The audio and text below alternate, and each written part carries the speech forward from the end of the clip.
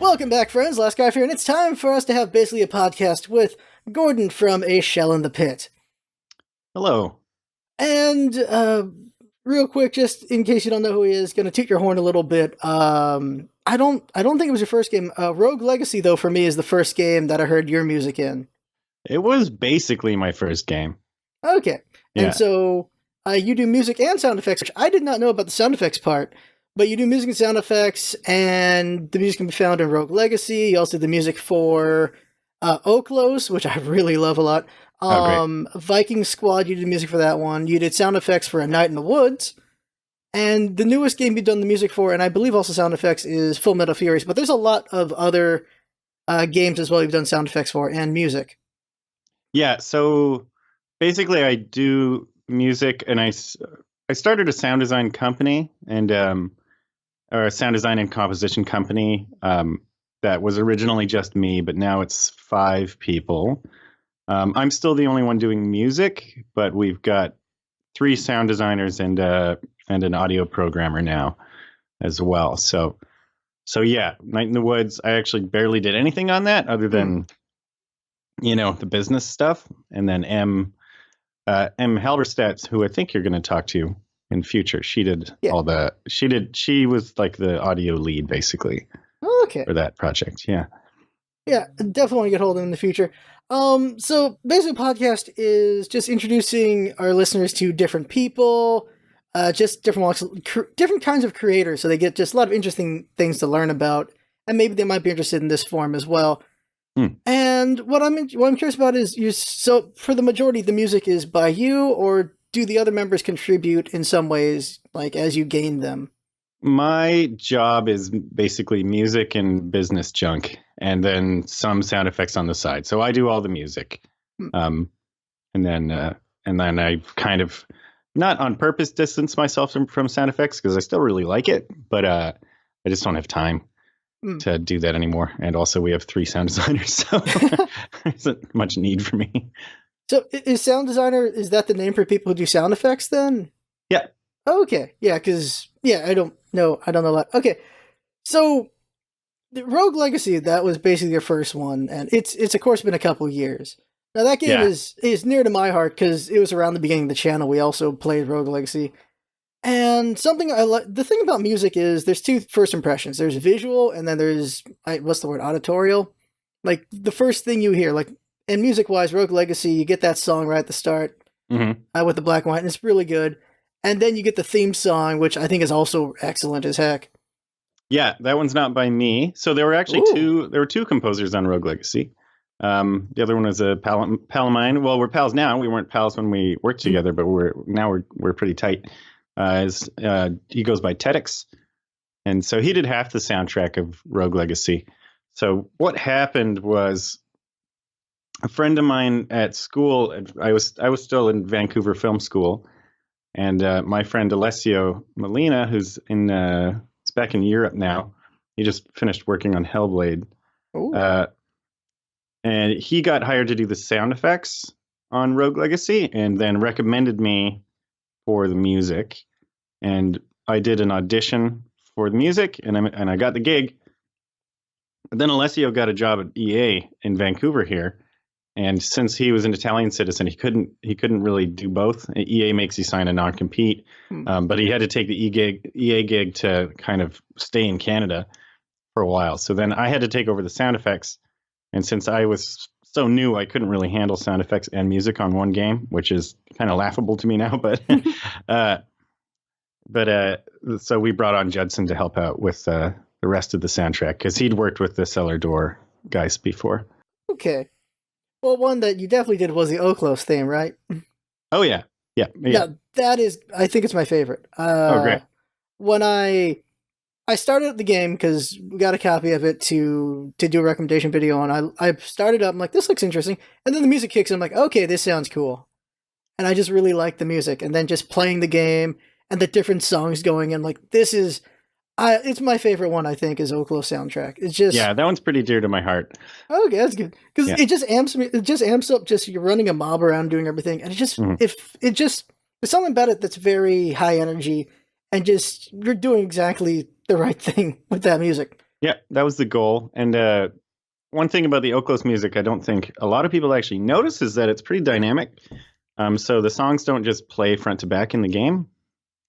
They have all these layers that come in depending on how well you're doing in the game. So it's driven by, you've got your mob meter, right? Yeah. So for how big your mob is. So when your mob is big and awesome, that's when you're getting like the best music, basically. And up until that point, it's sort of all stripped down and just a few instruments. Nice. That's clever. I like that. Yeah, it's called dynamic music. It's really common in game audio. Probably every AAA game is doing it. They just do it so well you don't necessarily notice. And it's done in a myriad different ways. So you can add layers, which would be called horizontal stacking. You can stack the layers. So like at the bottom, I'm waving my hands. It's podcast, but so the bottom layer might just be only a percussion loop, and then your character goes around the corner and maybe there's some danger happening. So we'll start playing like some violins or something over top of that.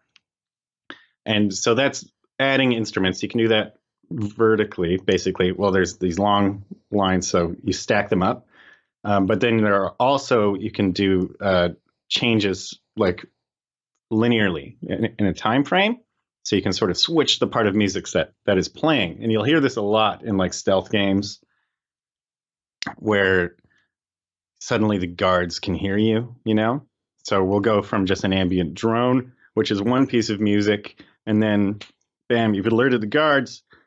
So the music has to change. So that's actually, you're swapping out the whole part of music that's playing from a like a front to back, a timeline perspective.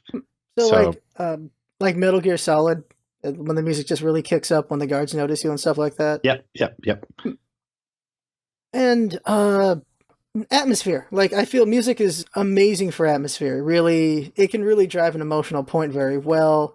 Yep. I was wondering when you know that you have to do something like a character's died or something's just supposed to be way more dramatic. Like, are there just certain like instruments or tones that just lend really well to that, or a lot of the time it's more what key we'll be working in. So the most basic version would be that major keys are for happy stuff and minor keys are for sad stuff.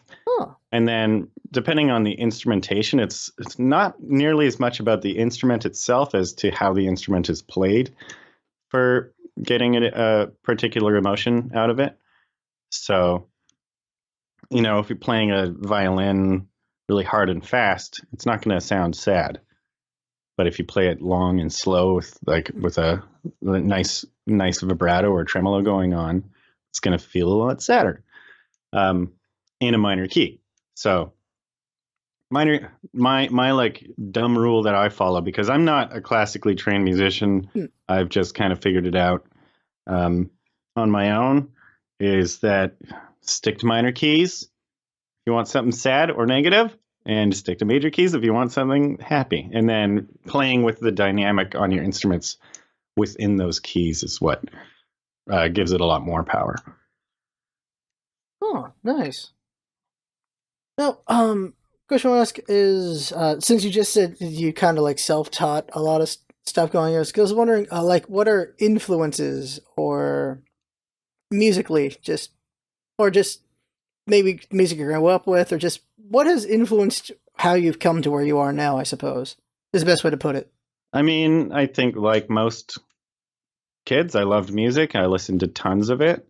I actually didn't listen to game music, which I think has set me apart, for better or worse, is that I don't know any game composers really, or I didn't grow up listening to game music at all. I listened to rock and roll and Radiohead, and that was my jam. And it wasn't until, and I didn't really recognize the intricacies of game music and discover the interest of it until I was an adult, basically, and find out what all the cool stuff was, and that, man, these composers were composing on the chip of the hardware, basically, that kind of stuff. That makes it really interesting. I didn't discover that. So I didn't grow up with that. So that's not really like in my bones, Okay. What is in my bones is indie rock, experimental, rock and roll music, a lot of blues, and just Canadian indie stuff that I've been a big fan of, and I listen to a lot of Mongolian folk music. Oh. So it's kind of all over the place. Yeah, you can see my Morin Coeur back here. That's my Oh, pride, that's what that's called. Oh, my okay. my pride and joy. Yeah, because I was wondering about like Oklo's music sounds very different from a lot of things, Yeah, and is that influence on Oklos, or is that more a different region? Because I don't really, because it sounds so unique to me, the music that Oklos had. yeah, it could be. I attribute my whenever people say my music sounds unique, I kind of attribute to that to the fact that I am not a good musician necessarily, and that I can't read music. I never learned theory very well. I Oh, tried. I definitely tried. I took piano lessons for 9 years as a kid, and I sucked. dang. I was terrible. I got a lot better at guitar, but that was all self taught. But I don't know theory very well. I obviously have gleaned a lot of theory, but I can't read music. Um, not or at anything faster than a glacial pace. Like reading music for me is literally counting the lines on the staff and being like, okay, that's a D. Because it's really not necessary anymore. Hmm. Unless you want to get into orchestrating large things with symphonies Oh, and you want to do AAA games where you will be conducting big things like that. But that's not my interest. I'll leave that for other folks who are much better at it. like example for that would be, I guess, like Cuphead, because that used a lot of people and like Yeah, giant bands. Yeah. he's classically trained, I think, or he's a jazz musician. Just a lot smarter at a technical level. He can put together an ensemble. He can tell them what to do. He can get the sheet music orchestrated. Um, I've had sheet music orchestrated, but I have to pay someone to do it. I have to Hmm. send someone the MIDI. I have to send someone the music and the MIDI, and I usually go with a guy in town here, Riley Koenig, who's another composer, really good and much more classically oriented than me. So I'll pay Riley to make me the sheet music so that a player can play it, which we did for the first time on Wander Song, which is a game we're working on right now. Huh. So it can be done. It's just more expensive for me because I can't DIY. I was going to ask, the process of just making the music. Like, do they give you concept art? Did they give you an early build of the game? Did they just tell you this is what we want, or Yeah, how does that work out? for both music and sound effects, we want to be able to get our fingers into the game as soon as possible to see how things are developing. More so with sound effects because it is so much more dynamic. We like to be working on it as early as we can. So we're not only are we getting a build, but we're actually we're in the Git repository, making changes in Unity, putting sounds in the game as early as we can. Oh, But we'll even start sometimes before there's a Unity project. I'm working on another game right now that's still that early that everything's still in the kind of discussion phase. So I'm going to be putting a tone track together where I'm just like, I think this is how the game should sound. What do we think? And this is before there are even a line of code has been written. So wow. that's just looking at artwork and we're throwing concepts back and forth and that kind of thing. But it's different for every game. Some games we've been asked to do the sound effects and music for like 2 months before launch or less.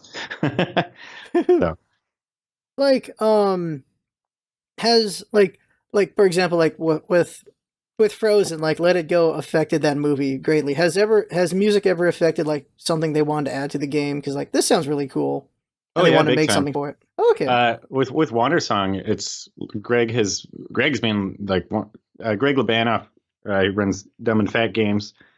They did Coin Crypt and Wander Song's their next title. It's way out. It's out in the open, and it's by far the most musical game we've ever done. And Greg is very quick to add things based on how a song goes. how the music goes, and he'll list. There's really only three of us working on it. It's just Greg, M, and I. We're the only ones on it for almost full time. And Greg he'll add anything. He's very open to making changes to the game based on the sound. Oh, that's cool. I do want to ask some sound effect stuff. Like, I'm just curious, when you did work on sound effects, was there any, like, just as a story, like any like really interesting ones or really difficult ones that took a while to figure out? Or there are a lot that are very difficult. The most difficult ones was that we were working on a space game, and we eventually had to quit. It wasn't a sci-fi game; it's a space science game, and where there's just no frame of reference for two planets colliding into one another. So we had a really hard time making sounds that everyone was happy with for that. Ooh. As far as interesting things, we've had a lot of fun recording sessions. Spent time in the Amazon jungle recording wildlife and dangling microphones into anthills and stuff like that. Those were pretty fun. And we get to break things. We get to go to the fair. I got to send my team to the theme park in Vancouver here to just go record stuff. We got to go go-karting for a day to get sounds for Parkitect. So yeah, it's a fun job. It's a very fun job. Nice. Just curious aside, like, what is the Amazon like? Amazon is amazing. I went to Peru I work on a YouTube channel called Smarter Every Day. Oh. And we do all the music and sound effects. We don't do so much sound effects for that. Oh no, yeah, we do. We do tons. Never mind. They've got one of those slow motion cameras, the Phantom. So we get to do all the slow motion sound design for that channel. Ooh. And Destin was going to Peru and invited me. I'd never met him in person before, but we'd been working together for years. This was a long time ago now. This was like 2012 probably. But he invited me out to Peru, so we went to Peru together and got to work. It was a blast. Nice. Amazon has a lot of bugs. The density of life is mind blowing. It's completely mind blowing. I discovered a species of spider. Wow. That's how dense it is. Yeah, it's been a long time since biology, but I remember that like there's just it's like half of it's all there. They're the sea. They're like all the life is out there. Yeah. And they're still finding the stuff, and that's why they don't want so much cutting down and everything. Yeah. But dang, that's really cool. You got to go out there. Yeah, it was really great. Love to go back. Another question is the trademark, the watermelon picture. Is that for a sound effect? That's faking a sound effect. That was for a photo shoot. Okay, because I'm like... But we put mics in there, and I wore headphones to make it look like we were doing something, but we weren't. That was actually for a Power Up Audio's photo shoot. So I was back before I started a Shell in the Pit. Before it took off, I was doing a lot of work with Power Up. They've done the sound for tons of great games. Crypt of the Necrodancer, Darkest Dungeon. They did Celeste. So they've done like lots of good stuff. They're in town here. They're just very good friends. Nice. Those are good games as well. Yeah, I was wondering, is a sound effect or you just really hate watermelons? Just that watermelon took it. I just said, like, we were trying to decide on what everyone's picture should be, and I was like, I want to smash something. And good old Gallagher. Yeah.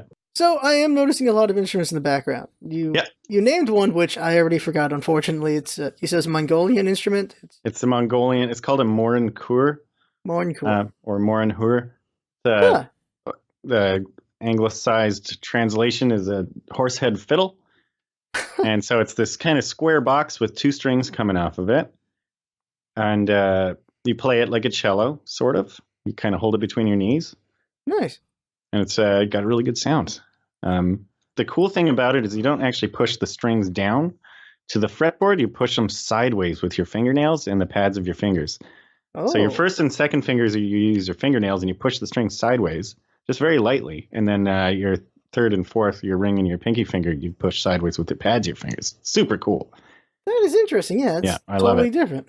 I ordered it, and the company I ordered it from is in Mongolia, and I asked them if if they'd shipped any more to Vancouver, maybe I could find someone to play with, and they were like, we've never shipped one to Canada. Like, no, you're the only one on the continent. There go my dreams of the Morincore Club of Vancouver. Oh, geez. You just start up a class. It's like, kids, learn the Morincore. First, you have to order one from Mongolia. First, make it the instrument, your dream instrument, for 5 years, so you can save up to order one, and then come join my class. There you go. And I know, so you have traveled quite a bit, because I remember I was reading your bio, and you were in South Korea, I believe, and then you came to Canada, and then that's when you started A Shell in the Pit. Yeah, well, I actually started A Shell in the Pit in South Korea. Originally, it was never supposed to be an audio company. It was supposed to be just my solo music indie guy label that had nothing to do with video games. It was supposed to be just me doing albums. But then it just sort of coalesced into this. I just started chasing when things went well, I would go in that direction. So here I am now. Yeah. So yeah, I lived in South Korea for a year and a half. My now wife and I, we moved there we used to live in Victoria, BC, and then we moved to South Korea because we wanted to travel, but we didn't have money. So we went and worked. We went and taught English, that old thing. And it was awesome. Nice. Yeah, because I have a bunch of buddies who did the same thing. They taught English in South Korea for a while, and then they came back. Yeah. I totally would have stayed there. I loved South Korea so much. It was such a great country.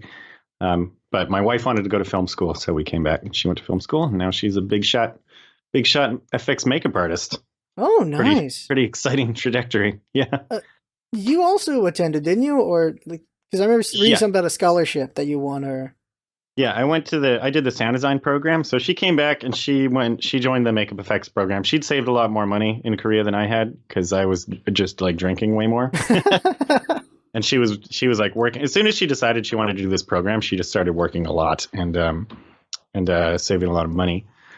And so she came back and started the effects makeup program. And then I came back and I tried starting a stupid company that was not music or anything. It was just like a dumb idea I had that I thought might work. So I started it, started working on it, and it failed. But while I was working on that, my wife said they're having a scholarship contest for the sound design program. That's like an all-in. Like if you win, they pay the whole tuition, which was like 30 grand or something. It was a lot of money. Because I would have loved to go, but there was no way I was ever going to be able to afford that at the time. And so I basically made it my full-time job to win that scholarship, and then I did. So I got to go to school. It was cool. Oh yeah, good job on that. Just wow. Yeah. Random aside again, comparing, because I do have Canadian listeners and viewers, comparing South Koreans' drinks to Canada's drinks. Yeah. Just which one's better? Korea's drinks are more limited, but they're sure fun. And the hangovers in Korea are terrible. Ooh. They're really, really bad. Soju is a brutal drink in its insidiousness. It's not a high alcohol level, but it's very easy to drink. And they pour it into their beer there, so it's kind of like a weak vodka drink, potato liquor. I think it's potato, and they'll pour it into their beer and call it a somek. Mekju is beer and soju is soju, and it'll just like turbocharge your beer. And the first time I did that, I puked. Oh dear. So the beer's pretty bad. The beers are all kind of the same. Sometimes you find like these little cool sort of corner stores that just have a whole bunch of different beers, and then you can just sit in there and drink those. Nice. I've chilled out since my Korea days, by the way. Okay. But it was very fun. They have a really good. There's makgeolli, which is their rice wine. That's really fun, and it's frequently served in these sort of very traditional houses or sort of makgeolli bars where you'll sit on the floor and they have thatched roofs and everything's wood. Wow. Really, really cool atmosphere in those places. Nice. I kind of want to ask about the car because you just got it. And It was fun seeing your Twitter adventure with the car. I can't remember the name of the car right now. It's a The 1988 Nissan Pulsar. got it right. And My it's baby. you put in a lot of effort to get that, and I mean, not really. okay, because it sounded like the guy you were trying to get it from. He was like, he's not sure. You're really liking it, and he's like, now I don't know. He wasn't as eager to sell as I was to buy. I wanted that car so bad because I'd been selling my grandma's car for her for the past 5 months, and I learned how great it was to have a car because we recently moved kind of out to the suburbs, and I'm sort of landlocked in this suburb while my wife is at work all day with her little Hyundai. And if I want to go grocery shopping, it's like an hour to get to the grocery store. Ooh. So, 35 minutes each way. But I just learned how convenient it was to have a vehicle. I started really wanting one, and I love 80s design a lot.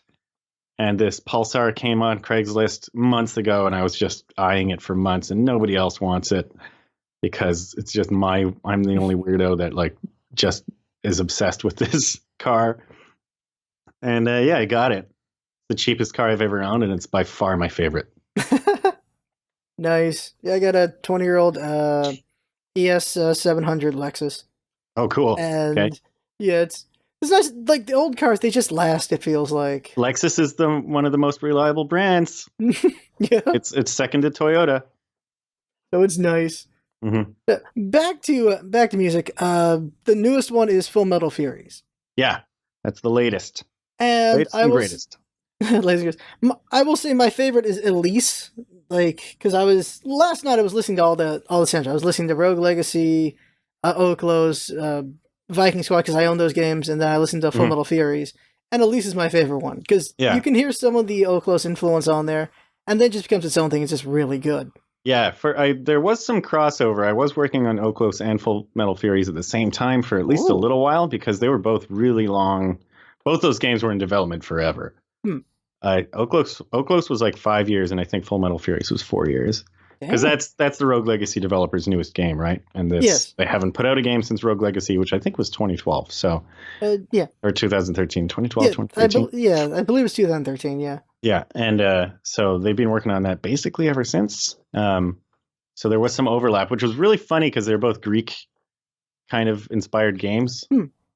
So I had to figure out a way to differentiate them, which I think I did all right. It's funny because the Oklos theme is Tartarus, but with a different kind of style to it, which is interesting. But I feel like Oklos just has a very distinct style to it, and then it feels like when it comes to Full Metal Furies, it's some of the Oklos, but also kind of some of like Viking Squad. Like it's just a whole different beast in its own. Yeah, Oklos, we wanted to sound like the choice for Oklos was traditional Greek instruments plus chiptune, basically. And Full Metal Furies, I wanted to be basically like a 70s rock opera, but with chiptune as well. And then very subtle Greeky things thrown in. Like I wasn't leaning on the Greek stuff nearly as hard as as we were with Oklos. So not as much bouzouki and mandolin and stuff. But yeah, I mean, everything's going to sound a little bit like everything else because it's all by me, and I make no attempt to hide that. I like everything to sound a bit like me so that people know it's me. It does sound awesome. Like I'm a fan. I really like it. Like Rogue Legacy, like I said, that came around the start of my YouTube channel, and we played that a lot. And just the music was just really good.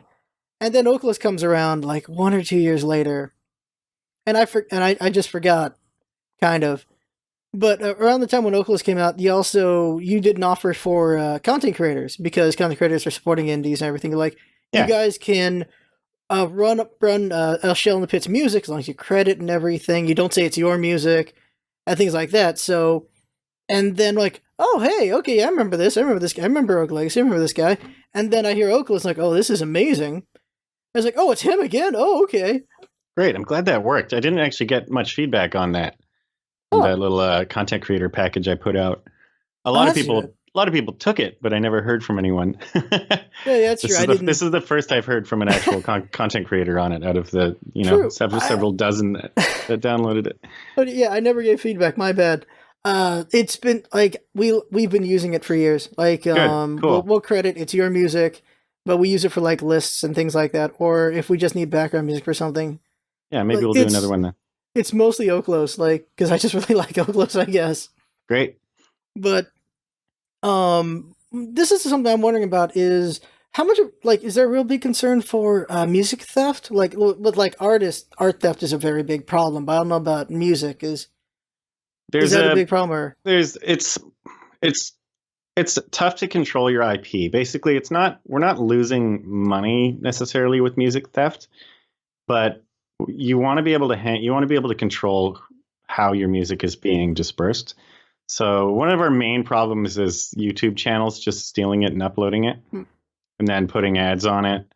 So I don't like people making money off of my music. If they're not paying me, this is how I pay the rent, and this is a business that I run. So yeah, I DMCA that shit. if I have to. There are some that I'm kind of okay with. If there's no ads and I haven't put the music up myself, then whatever, I might let it slide. But there's one recently where dude has a Patreon page and everything, so he's asking people to give him money for things that he didn't do anything. All he did was upload videos or upload music that he didn't write. So that kind of stuff irks me. Yeah, that's not so great there at all. Yeah. Oof. And the streaming thing is a bit tricky because technically it is people making money off of our music a lot of the time without paying us for it, or else featuring, playing games that feature our music. But it is the trade-off is the publicity. We really rely on streamers now to get our games out there a lot of the time. So, and there's no means of tracking it. There's no means of getting payment for it yet.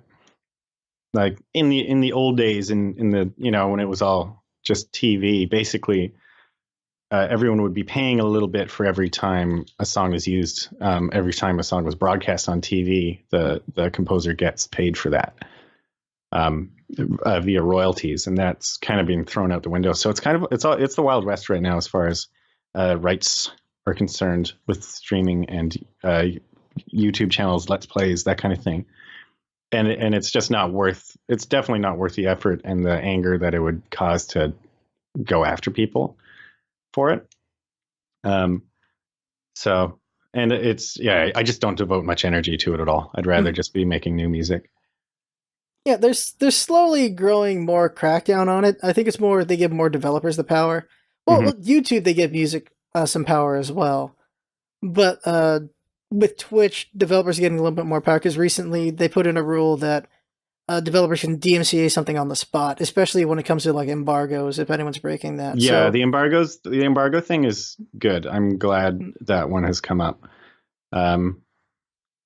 Because especially for narrative games, it can really hurt sales. If it's just all spoiled, people will say, I don't want to buy that game then, I guess.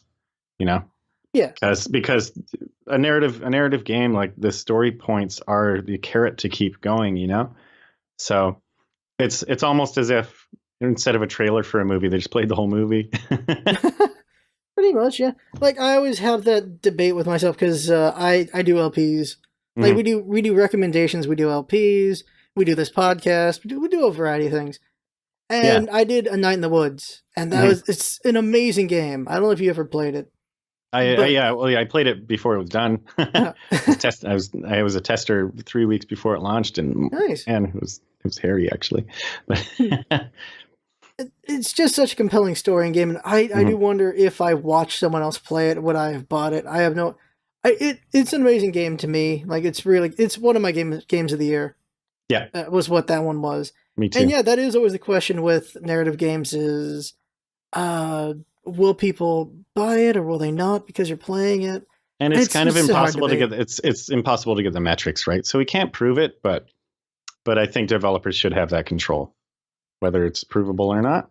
Yeah, if a developer really doesn't want the game to be, Because I think it's more the big AAAs could have done it already. I think now it's the indies can also DMCA with more power, at least on Twitch, which helps them out. And it is the big because I know some games like was it the Red String Club, which is a game that came out recently by the people who made Gods Will Be Watching, and it's an incredible story. And it had to be word of mouth to get a lot more drive on that one because it's I don't know something about Night in the Woods got a lot of press, but that one did not as good as much. And it took more word of mouth, and it took people actually watching other people play it. So it's always a gray area, I suppose. It's up to the developer to gauge the direction of how things are going. Like Night in the Woods doesn't care about that kind of stuff. Really, they embrace their fan base, and they didn't need to worry about it.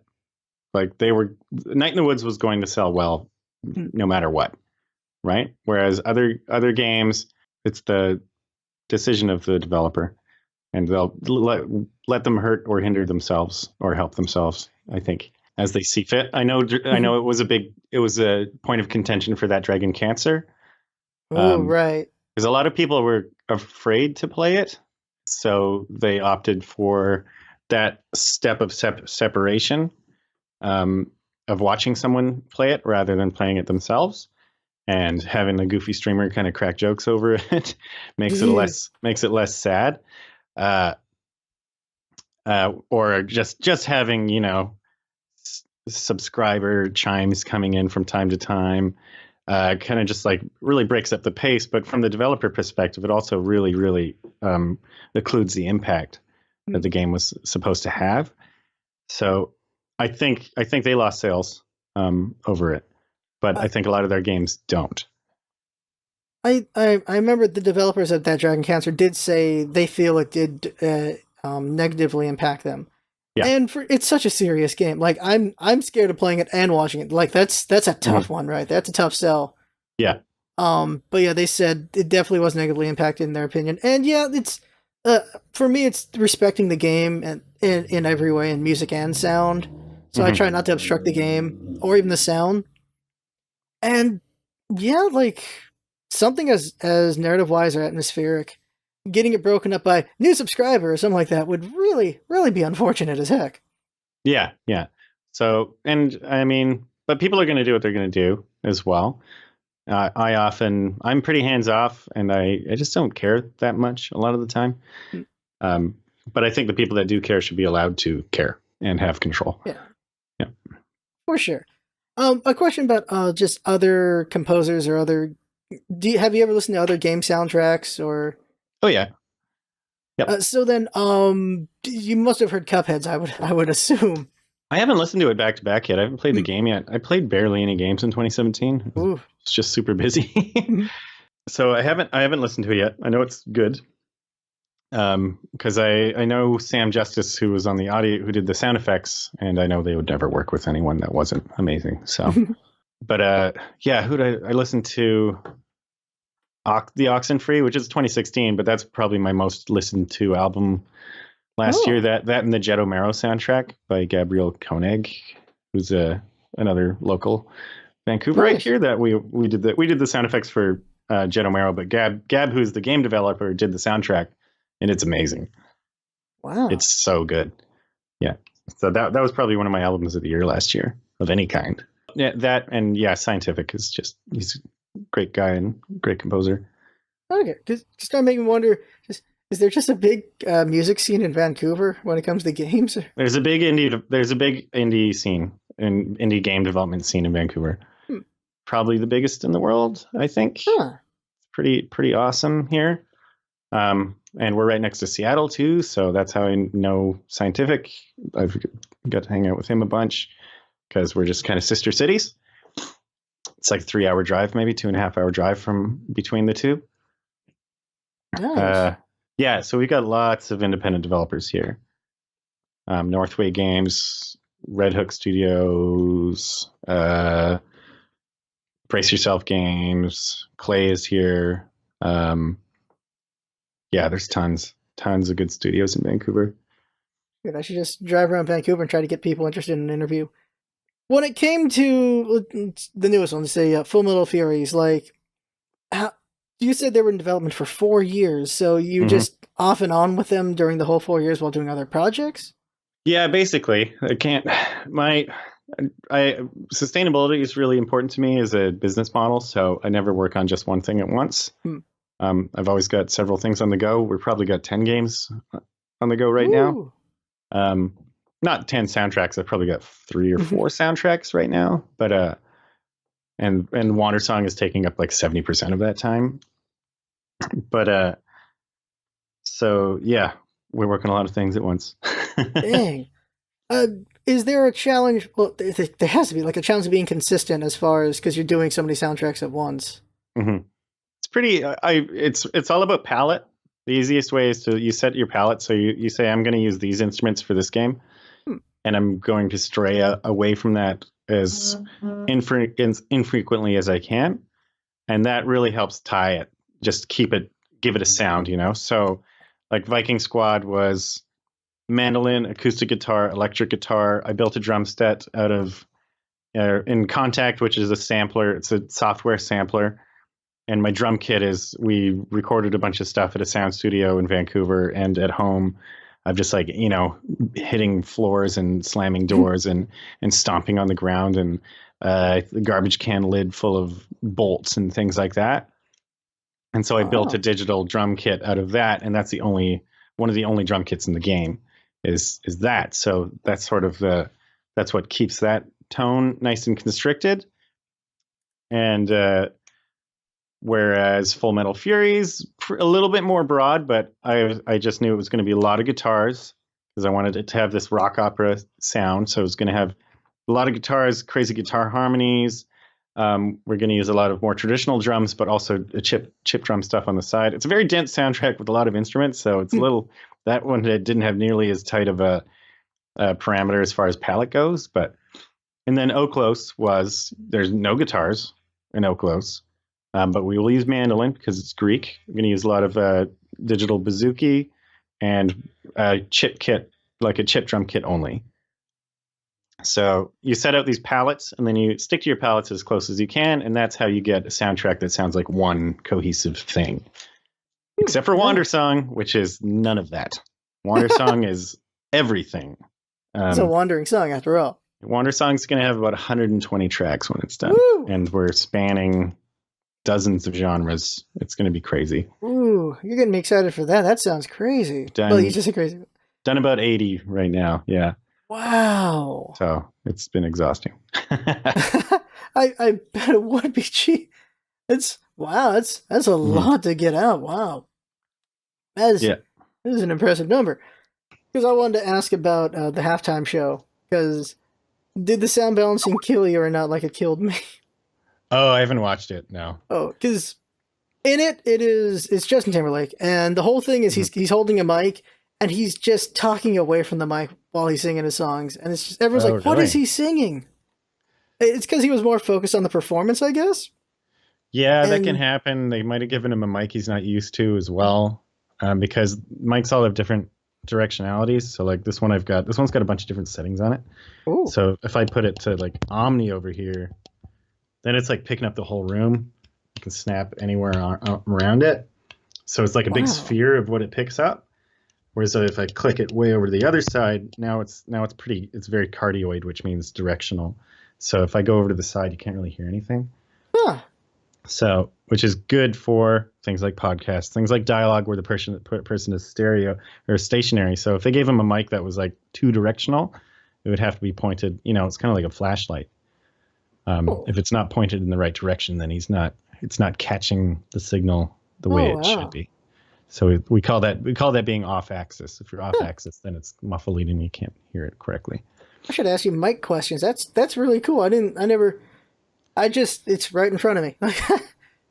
Oh dear. Yeah, well, most of the streaming mics. So is it one sitting on the floor or using your headset? You can't see it because you can't see it because of the camera, but it's right here, like pop filter. It's a Samson. It's just aimed at me. Yeah, you just want to point the diaphragm at yourself, because chances are it is cardioid-ish. The polar pattern is probably like kind of a little mushroom in front of it. Yeah. Yeah. Okay. So let's end this out. So important thing is just something for people who are interested in composing or Mm-hmm. just doing music, not necessarily for games, but in general. Like, Mm-hmm. what's the best advice you could give? Are we talking about professionally or just learning to write some tunes? I'll go with one of each. So Okay. learning tunes and professionally. Yeah. Well, professionally, first you need to learn to write tunes. So do the other one first. You can't be a professional composer or sound person or anything if you're not good at it. Um, and then the next step after you can do all that stuff is well, let me take it back. Okay, you want to learn how to write tunes. First, you need to pick yourself a digital audio workstation. You can start with GarageBand if you want, to just figure out how a linear tracking system works. But then you are going to quickly want to upgrade to something else. And there are tons of them, and none is really better than the other. I use one called Ableton Live. A lot of friends of mine use one called Logic, which is for Mac only. There's another one that tons of my friends use called Reaper. And we use that for sound effects, actually. We're a Reaper studio. You could use Pro Tools, but it's expensive. There's a whole bunch of them. Cubase. So you're going to want to pick that. It's a digital audio workstation, or DAW in the biz. And yeah, as long as you have an audio interface and maybe a microphone and a MIDI controller, then you're pretty much good to go. You could start working on a cheap laptop if you wanted. Wow. Yeah, it doesn't. You don't need to spend a lot of money to start making music these days at all. Making music these days is very cheap. You can make, like, my studio is not a very expensive studio, and none of this stuff in here is absolutely necessary, really. Like my monitor speakers, I would be a lot worse without them, but I was professional without them as well. You know, I was getting paid to do things before I had monitor speakers, or before I had a 10 input interface or any of that, you know? Wow. So once you've got that and you can start making music with that stuff, then you can be like, hey, I'm a professional. People are going to pay me. Then the most important thing you can do is become a familiar face. And you can do that by physically going to conventions, just being active on social media, not being pushy, but, you know, you want to be, you just want to get to know people that are already in the scene. And my rule of thumb is you don't have to be the best sound designer and or composer that people know if you're the only one they know. So if you've met a bunch of developers and they know you do what you do, and they're like, hey, I need X, and the only person I know that does X is Jen over here, then Jen gets the gig, probably. So, and I do a whole podcast on this stuff as well. I do a podcast called Beards, Cats, and Indie Game Audio with Matt Martinson, who's one of the sound designers at Clay Entertainment. We've been doing it for over 3 years. So anyone that wants to get into sound design or composing for games should definitely listen to that, because we've been telling people how to do it for 3 years now. And a lot of people have gotten jobs, I think, according to some of the advice we've given, at least. So there's tons of resources there. You can hit me up on Twitter if you're interested, or if you have questions that are not Googleable, you can hit me up on Twitter. Google your stuff first. Don't just tweet at me and say, how do I get into game audio? Because that one you can ask to Google. Try to be a little more specific. I will tell you to Google that. Good stuff. We will put the podcast link in the description. We'll also put your Twitter in the description as well. Sure. For anyone interested in that. Anything you want to plug before we head out? Full Metal Furies album just appeared on Spotify today, I think. Ooh. So yeah, follow me on Spotify. I'm trying to push that lately. I love Bandcamp, but I also want to get some Spotify followers just in case Bandcamp goes to the wayside, which Bandcamp doesn't think will happen. And I hope won't happen, but you never know. So. And what different places can your podcast be found? It's on Podbean. I think it's on all the places. Pretty sure it's on iTunes and everything. And so it was Beards, Cats, and Indie Game Audio. All right. We'll put the Podbean, and people can always go from there. This seems like the simplest way to go about it. So Sure. This has been basically a podcast with a Shell in the Pit. A really good time. Great guest. This was fascinating. Very fascinating. I really enjoyed this. I wish I had more questions. This is very interesting. Cool. We'll be trying to get a hold of M. I'm not going to try to do her last name, but we'll try to get a hold of M for the future. Halberstadt. Yeah. Because you're saying she sounded, so she'd be like really good for sound effects questions. Yes. Yeah, she's good. That is really fascinating. She's doing a talk at GDC for the sound she did in Night in the Woods that everyone's looking forward to on the team. Because she did a first version of it at the Full Indie Summit talks in Vancouver here, and it was fantastic. So we're really looking forward to that. I'm really proud of the work that she did on that game and is doing on all the games that she touches. Everything she touches turns to gold. So nice. We're happy to have her. So I'll try to get a hold of her for March and April. So everyone, look forward to that, unless I totally blow asking her for the podcast. But so there you go. This has been basically a podcast. I had fun doing this. Hope you had fun watching and listening. And that's what's up about, isn't it? Having fun. Thanks again. Bye. See you next time. And thank you again to Gordon from Michelle in the Pit. Cheers. Thanks.